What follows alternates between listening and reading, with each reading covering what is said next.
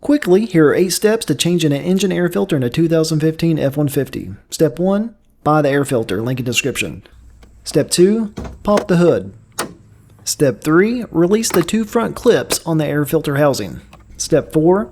Slide the housing cover forward to disengage the back tabs. Step 5. Remove the air filter.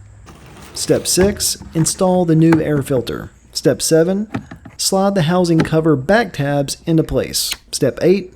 Set the 2 front clips. And it's easy as that. Now I'll go over in more detail with a few tips I think you'll enjoy.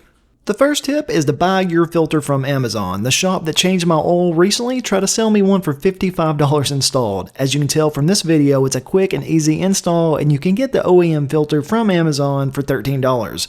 Motorcraft's model FA-1883 is the OEM filter that fits most F-150s from 2009 through 2025. The second quick tip is how to quickly find the hood latch when popping the hood. It's always in line with the D on your Ford emblem. Just go from the D straight up, and there it is. Mine is bright yellow, so it also helps. Tip number 3 is for after you remove the old air filter. There will be debris in the air box that didn't get stuck in the filter. I like to use a shop vac to clean this area so the new filter has a fresh start.